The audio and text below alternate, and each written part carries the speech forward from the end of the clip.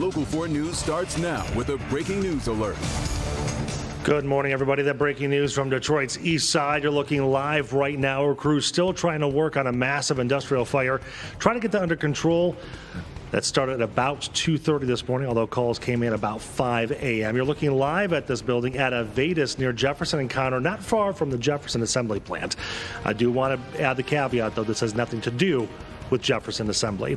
We know at least one firefighter has been hurt trying to put out this fire. The business, again called Aevitas Specialty Services, it's a wastewater treatment facility and used oil recycler.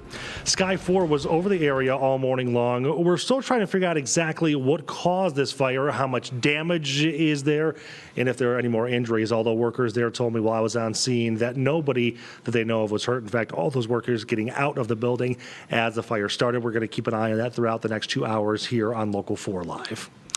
Local 4 investigator Karen Drew is with us right now. Karen, you've been looking into violations that the state has listed on their website, which is public. Everybody can look at it and take a look at it.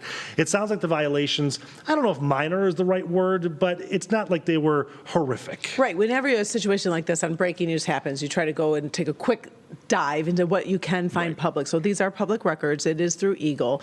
Went through inspection reports and violations. So we found 3 violations. This is one example of the most latest one. It's of October of 2022. And we found 3 violations, all involved odor in a 5-year time span. This one that you're looking at closely is from October of 2022. It says, and it calls it persistent and objectionable odors of moderate to strong intensity, level 3, attributable to Aevitas's operations impacting residential areas downwind of the facility. So typically in an odor violation like that, they get the violation, they come, they correct it. I did check, there was not a follow-up violation. So overall, for a quick, right now. Just a quick You know look, what I mean? It's just a quick check. I mean, obviously, in the coming hours, we can take a deeper dive. But typically, Eagle would monitor that. They would also notice for storage. EPA would also notice for air quality. So we do have calls into EPA just to see if there's been anything like that. And also the question today, air quality. You've got those firefighters out there, and I know you were out there, Nick. What did Up until about 10 minutes ago. I know.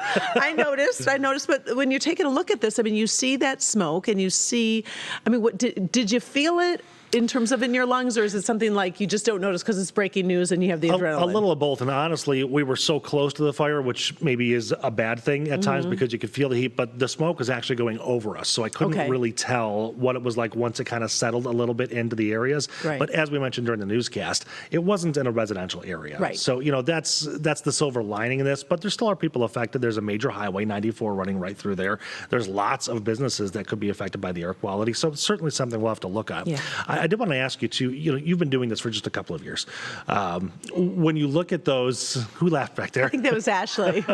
Ashley's like, she's been here forever.